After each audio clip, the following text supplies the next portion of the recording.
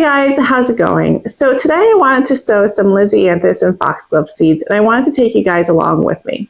So in my zone, which is zone 6B, 7A, it's still a little bit too early to start seed sowing, but the reason why I wanted to do this video now is I figured there may be some new people out there who wanted to start sowing some seeds this year and didn't really know exactly where to start. So I wanted to give you guys some ample time to think through what your setup should look like and what kind of seeds you should be picking if you're still fairly novice. Because this way I personally feel that the success of your seed sowing is really based off of a process and how good you are in terms of following that process. So for me, and I think a lot of gardeners out there in the beginning of the season, we're pretty good at following the process. And then by the time it actually comes time to plant our seedlings out in the spring, things have kind of fallen off. So really making sure that you're diligent and you haven't overseeded and have too many seedlings going on that you have to take care of. So I just want to give you some things that you want to keep in mind as you're starting your seed sowing process. So first comes first. The first thing that you want to do is understand what your last frost date is, and then basically use a calendar from there. So it's fairly simple. I quickly just Google what my average last frost date is for my area. And for me, it's April 20th. And so basically I write that in on my calendar and just count backwards from there. So April 20th is my average last frost date. So in my calendar that I would write April 13th is 1, April 6th is 2, so on and so forth, so that I understand how many weeks out we are from the average last frost date. Based off of that, right now I'm about 15 weeks out from my average last frost date. Most seeds want to be sown anywhere between 4 to 8 weeks out from your average last frost date. And that's how I organize my seeds. So you see a lot of people out there organize their seeds into these kinds of containers, and they organize them in various ways. Some of them organize them by vegetables, the varieties, things like that. I'm not doing this for production. I'm doing this for my own small enjoyment and small garden. I'm not making sure that I have enough produce to feed a large family. I'm not doing this to sell flowers. I don't need tons and tons of seeds. And that's kind of what I came to realize over the past couple of years of doing this, is I can very quickly accumulate a lot of seeds because as you're buying them, you think that they're so cheap, but then they go to waste because you're just not using them, or you bought too much to kind of keep up with that demand. So basically the way I organize them is a small box. These are actually just small drawers from an antique sewing table that I picked up at a thrift store, and they actually fit seeds perfectly in there. And so I have a variety of seeds from the different places that I purchase from. And then I also collect seeds from my own garden or as I'm foraging around, which I just store in brown paper bags. And basically how I have these organized is how many weeks I need to sow them before my average last frost date. So I have a section for winter sowing, which I'm going to be doing in the next couple weeks. I have anything that's 10 plus weeks, 8 to 10 weeks, etc. So that this way I know when I pull up my calendar and I know I'm 10 weeks out, I can just go to the 10-week section, pull it out, and see what I want to start planting. I also have another little drawer that also holds other supplies. I have these little fungus gnat sticky traps, because if you are starting to seed sow, it's almost inevitable that you're going to get fungus gnats, and these are imperative to help you with those. I have some plant tag labels, because as much as we lie to ourselves and say that we're going to remember what we plant, we never do. Then I have, so these are old blinds that rather than throw them out, I basically just cut them off the string and then cut them into small strips and use them as plant tags. It's a great way to recycle and use something rather than just throw it in the garbage. I have my garden marker. I have these little seed envelopes that I also use as I'm collecting seed from out in the garden. So I have that in here. I have scissors, I have chopsticks to make the little hole, and just random odds and ends that I need for my seed sowing. In terms of containers, now if this is your first year seed sowing, I would strongly recommend that before you invest on any fancy sort of gear, make sure you like seed sowing to begin with. So you can get a lot of this product at the dollar store, and test it out, see if you like the process of it, and then make your decision based off of the first year or two. I will say for me, the first year of seed sowing, I fell in love with it because I thought it was so exciting to watch something grow from such a little tiny seed into a large showy plant. And so it was my second year that things kind of really exploded in terms of how many seeds I got and all the supplies I ended up getting. And by my third year, I was a little bit over it. So I would just say proceed with caution in terms of how quickly you're going to start purchasing materials for your seed starting, because it can very quickly get very overwhelming. So like I said, start at the dollar store, get a couple of things, test it out, see what you like, and then go from there. Now, if you do really enjoy seed starting and you feel like it's going to become part of your gardening hobby, I would suggest purchasing some of the more sturdier seed starting containers. Now, these ones that I have, I purchased from Bootstrap Farmer. I've had them outside. I actually just brought them in from the snow and the ice. I've stepped on these. My dog has sat on them. I mean, you name it, I've done it. And they are so sturdy and they haven't gotten damaged. So I would highly recommend these. I also know that there's a bunch of other ones out there. I haven't tested those, but they're of a similar concept. Like I know Epic Gardening has their own line, and some other YouTubers out there also have their own line.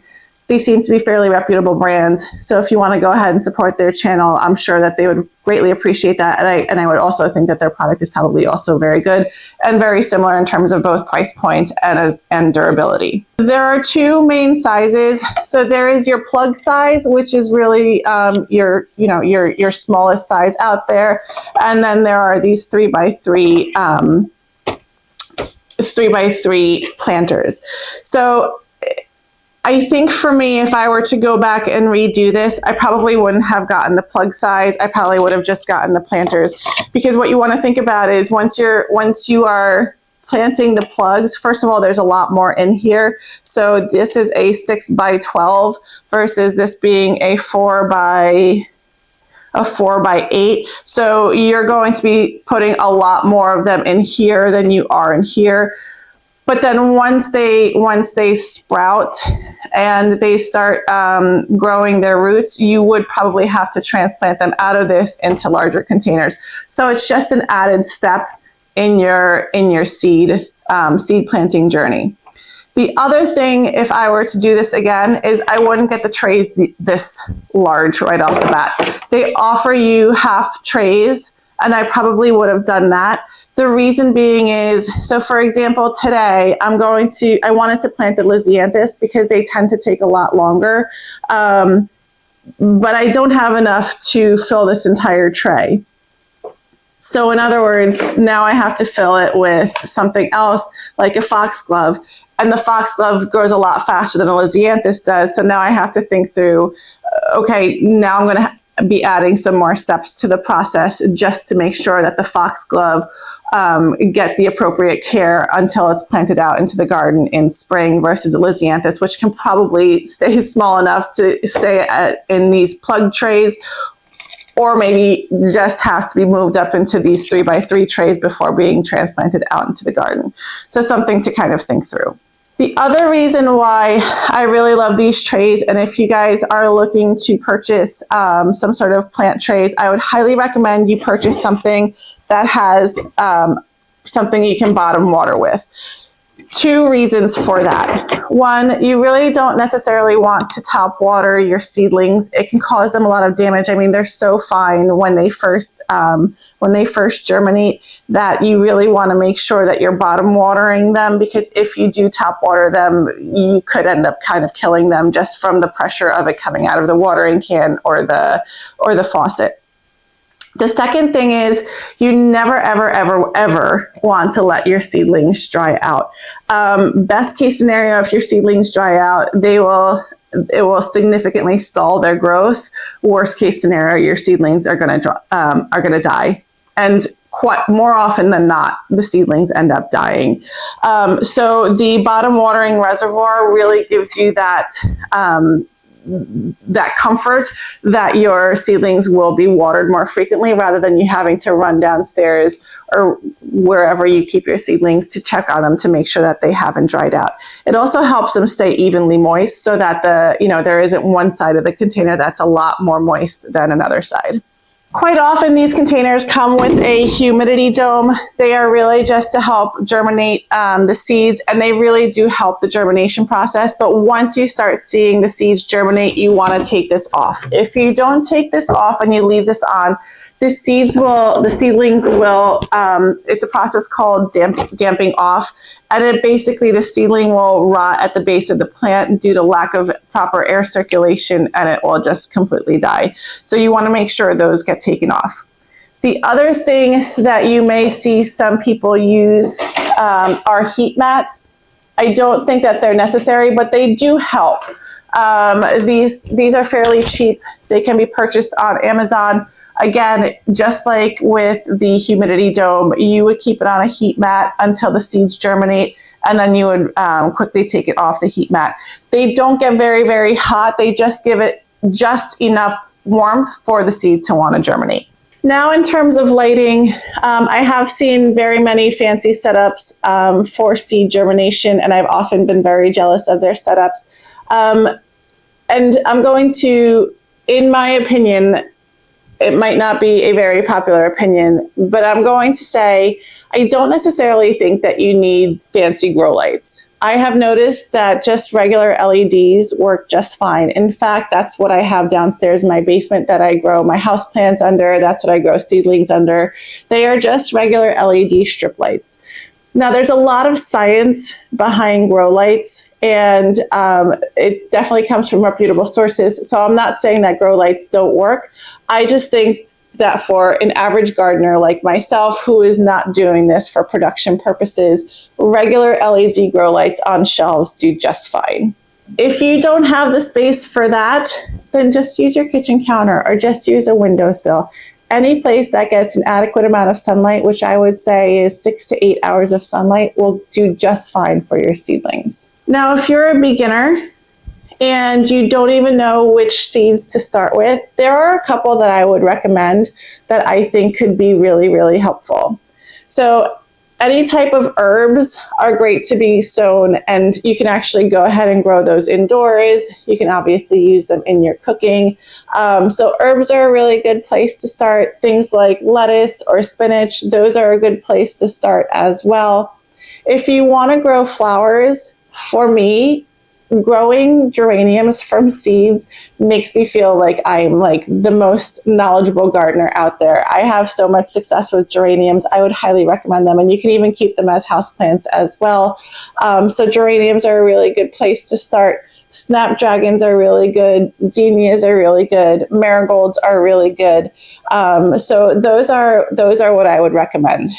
There are some other seeds out there that might be a little bit more complicated or might need a little bit more tender love and care that you may want to stay away from. But I will tell you, just do your research. Johnny's Seeds is a great place that gives you a lot of good information on there. Even if you don't necessarily buy from Johnny's Seeds, just visiting their website, they really tell you everything that you need to know in terms of how to get the most success from your seeds. All right, so now that I've given you guys my spiel in terms of what I think that you would need to get your seeds started, let's go ahead and get these Lisianthus planted. All right, so I have my seed starting mix. This one is Coast of Maine. I am not a purist in terms of what brand I use.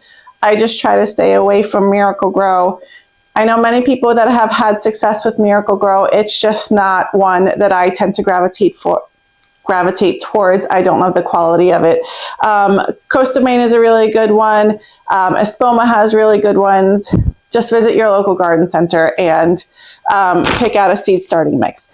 Now, the reason why you want to go with a seed starting mix versus just regular potting soil is that it is a lot lighter and fluffier. So when those little baby roots try to germinate, they aren't pushing through anything hard or solid, and it's giving them the best success. Now, I have used potting soil before, and I've had success with that as well, especially for your hardier types of seedlings, like the ones that I had just mentioned, geraniums, snapdragons, things like that. Things that are a little bit fussier, like the Lisianthus, I do tend to go more tried and true with the seed starting soil. If you are going to go with regular potting mix, I would just highly recommend that you make sure that it's something that is not chunky. So you want to stay away from any sort of cactus soil or anything like that. You really just want to make sure that it's nice and fine soil so that those roots can push their way through. Always water your soil before planting. Watering after can displace seeds or bury them too deep. You want the soil damp, not wet, so that when you squeeze it, it clumps together without any water dripping.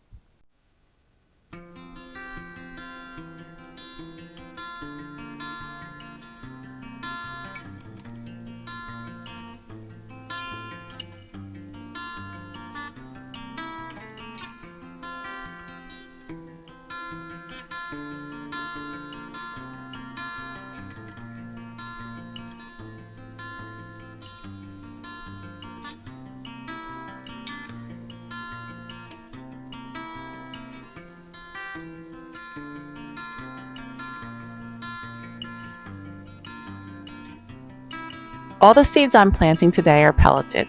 That means a coating is added to tiny seeds to make them easier to see, often white so they stand out in the soil.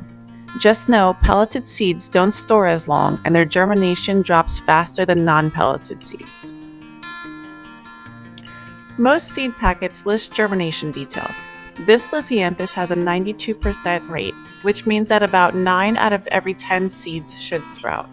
It takes about 10 to 15 days and needs light to germinate, so I don't cover it. I just place it on top of the soil and gently press it in.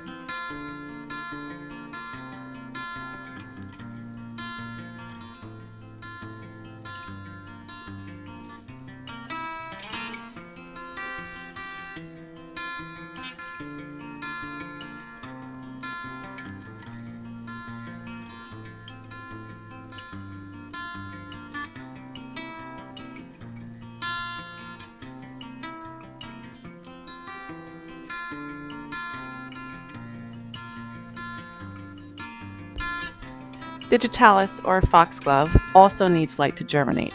This variety has an 80% germination rate and takes about 14 to 21 days to sprout, so a little longer than the Lisianthus.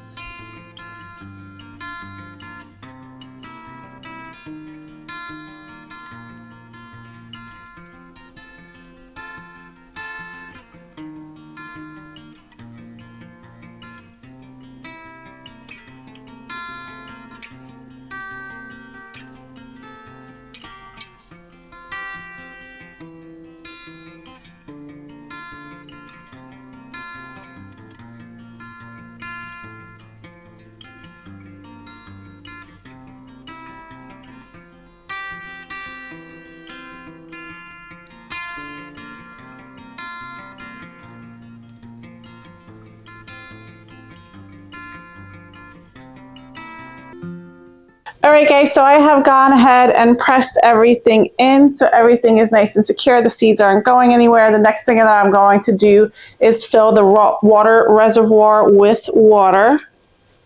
And then I have gone ahead and placed the tray on top of a heat mat. I don't know why I keep wanting to say heat map. I don't think that there's such a thing. But if there is, you don't want to use a heat map. You want to use a heat mat. And then the heat mat is on top of a cookie tray just for added protection because I'm going to be leaving this on top of my chair in the kitchen. I'm going to put a humidity dome on it, and then I'm going to watch it for the next 10 to 15 days and check back in and give you guys some updates. So with that, I hope you guys learned something. If you did, please make sure to like, subscribe, hit the notify button. I do upload every Monday, Wednesday, and Friday, and I hope to see you guys there. Hope you're having a good day. Bye.